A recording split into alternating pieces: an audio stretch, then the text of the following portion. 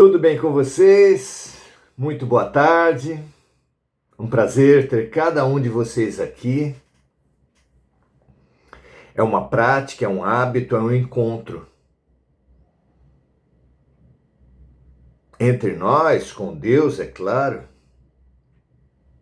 mas conosco mesmos. É muito comum, sabe disso, todo aquele que já leu alguns romances espíritas, da enorme dificuldade que nós temos em cumprir o combinado, em cumprir o planejamento reencarnatório. Praticamente todos falem. Isso fica claro em André Luiz quando ele fala da raridade dos completistas, que são aqueles que vivem a quantidade de anos que lhe estava reservada no planejamento reencarnatório. A maioria de nós, pelos mais surpreendentes motivos, abreviamos a volta. Aqueles que chegam até o prazo determinado são chamados completistas. Muito mais raros, é claro, são aqueles especiais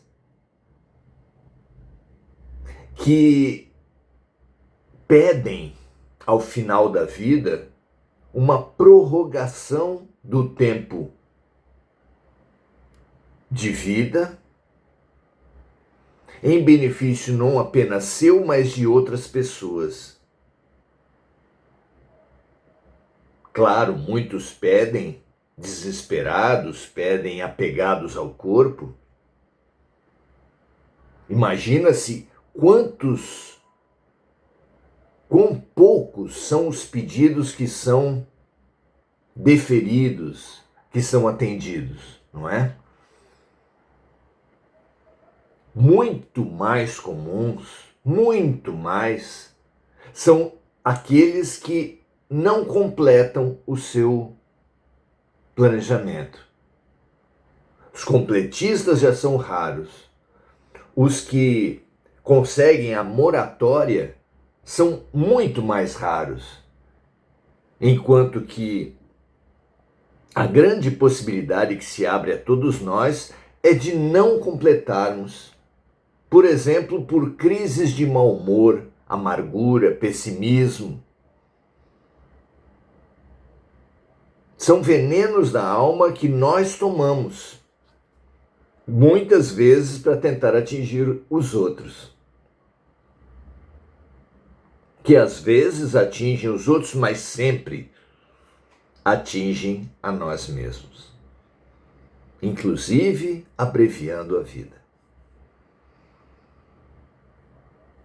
Muito forte é o poder da mente, a importância da atitude.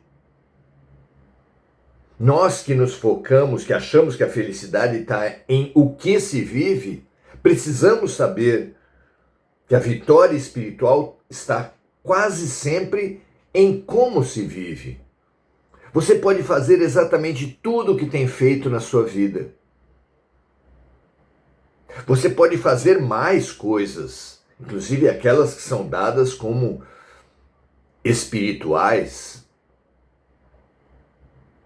Visitar lugares sagrados, conhecer lideranças espirituais importantes,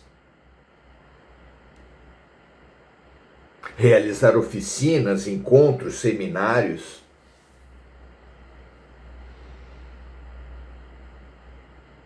Fazer uma simples oração. Tudo isso pode ser muito importante, a depender do como, a depender de com que atitude, com que sentimentos, com que intenção você faz. Gosto muito do senso comum, mas um dos grandes equívocos do senso comum é quando ele fala de boa intenção o inferno está cheio. Muito pelo contrário. Quase ninguém nas regiões tenebrosas tem realmente boa intenção.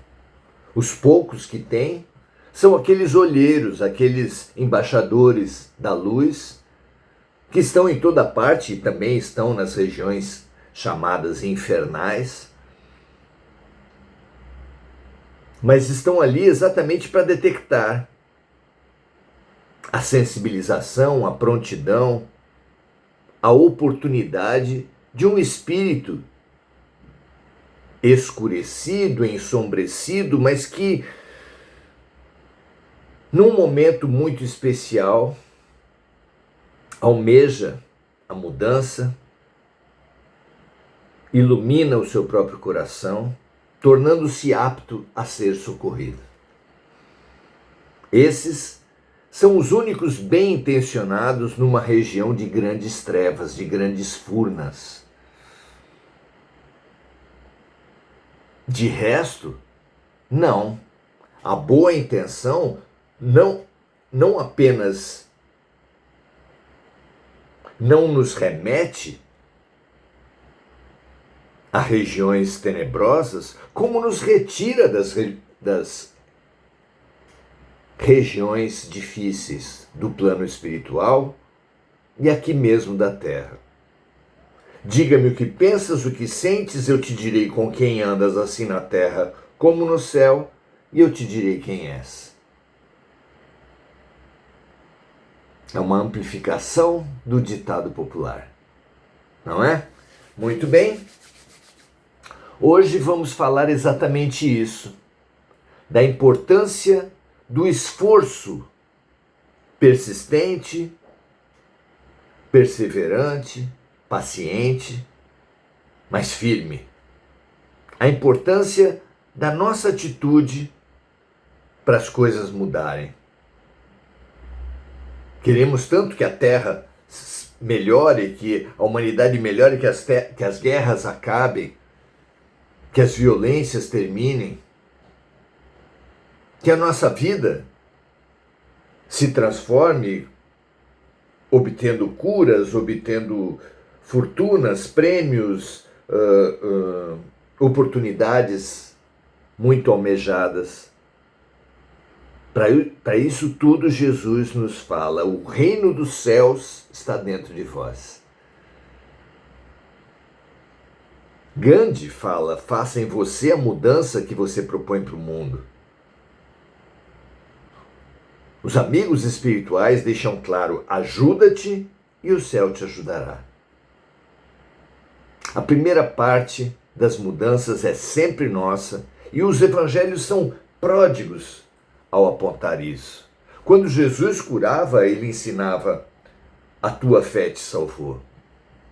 Ele disse: busque o reino dos céus e tudo mais será acrescentado. Sobre a oração ele falou: pedi e obtereis, batei e abrir-se-vos-á.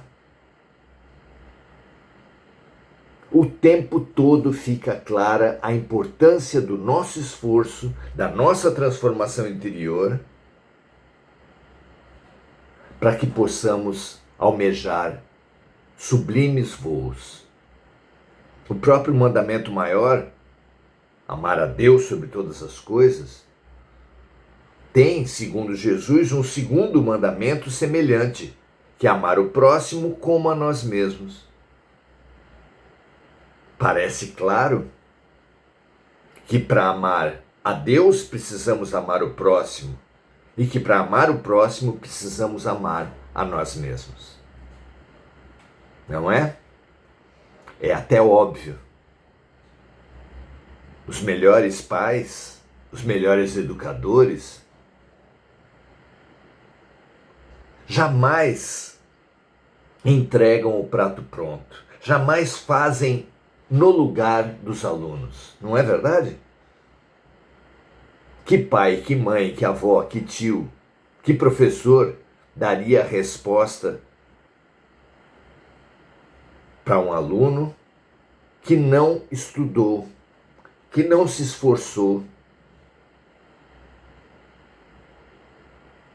A primeira parte, a condição para qualquer mudança somos nós mesmos. Quem acha que não tem problema não pode ter solução. O primeiro passo dos Alcoólicos Anônimos é reconhecer o próprio vício.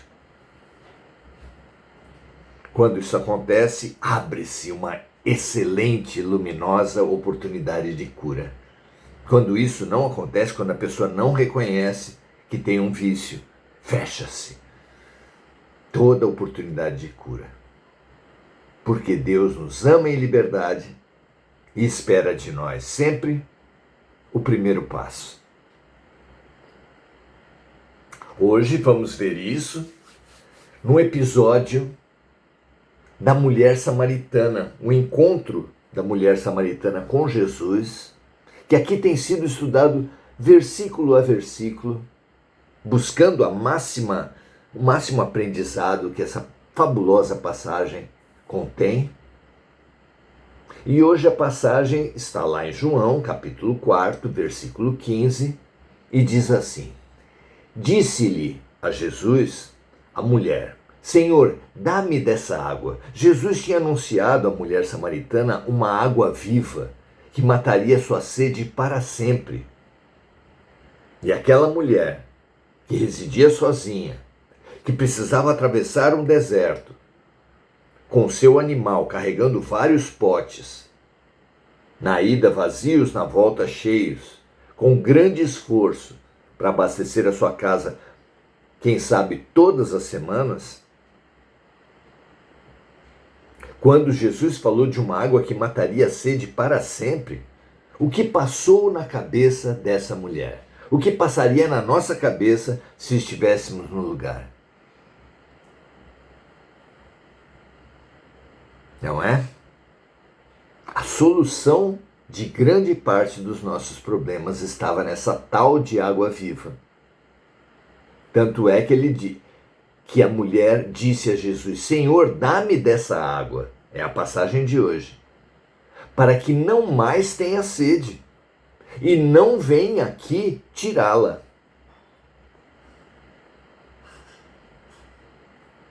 Imaginou uma vida muito mais facilitada. E isso não é problema nenhum. Problema foi que, em busca do menor esforço, ela deixou de entender que era a água viva, quais as imensas possibilidades estavam ali, na frente do seu nariz. Imaginou apenas o seu problema imediato, o seu problema material, a sua comodidade. Nada contra essa mulher, nada contra nós mesmos, que também nos deixamos dirigir pela lei do menor esforço e perdemos de vista enormes oportunidades espirituais. Mas tudo a ver, tudo contra o comodismo, a acomodação, a busca por se desresponsabilizar sobre a sua própria vida. Isso é muito ruim, é claro.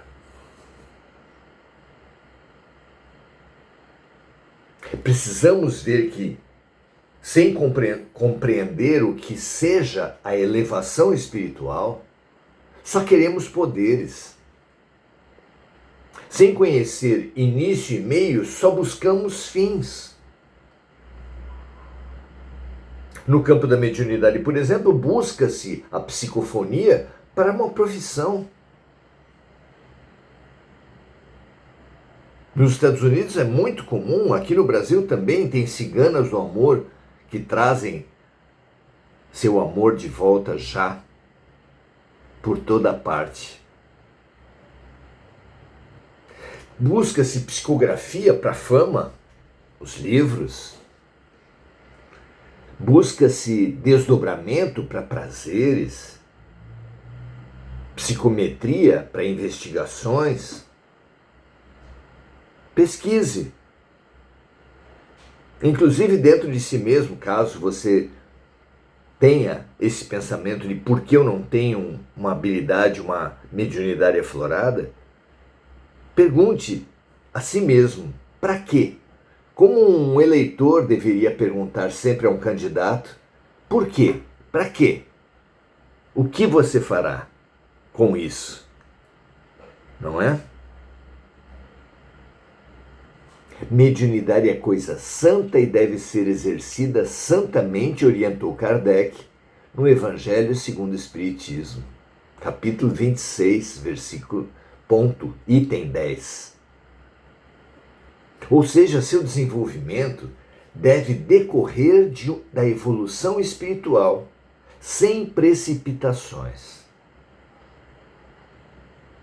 Possibilidades, em geral, decorrem de maturidade. Ganha-se liberdade conforme se avance em responsabilidade. Não se deve dar pérolas aos porcos, alertou Jesus.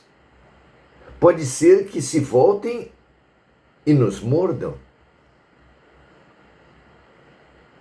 Essa vem sendo a nossa queda. Antecipando possibilidades pela ciência e tecnologia, por exercícios espirituais, por inspirações desequilibradas, sem lucidez ética, temos nos agredido, com ferramentas que vieram para o progresso e a fraternidade. Eu sempre imagino a viagem que é atribuída a Marco Polo para a China.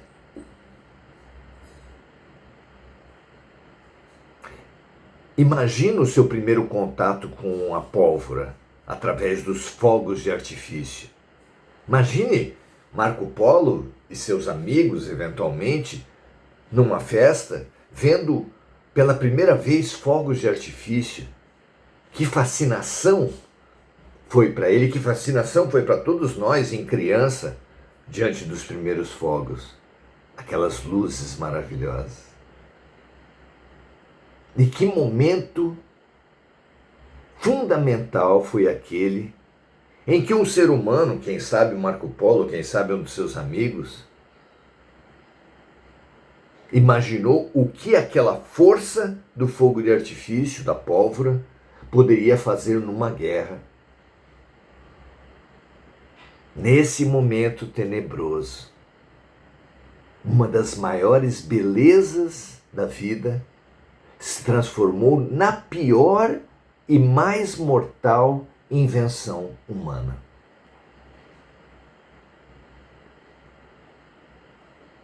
E assim há milhares de outras situações. No livro Ícaro Redimido, Alberto Santos Dumont, lutando para fazer um avião, precisando de apoio, falou para poderosos da Terra. Já imaginou isso numa guerra?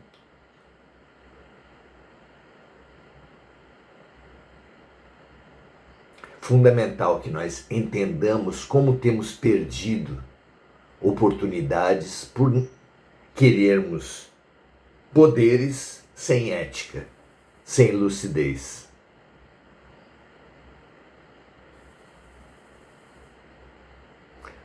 Distorcendo ferramentas que vieram para progresso e fraternidade, como a energia atômica, a pólvora, o avião, a internet, não é?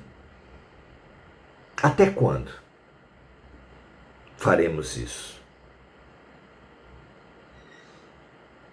Até que um dia, quando esgotados de ódio e dor,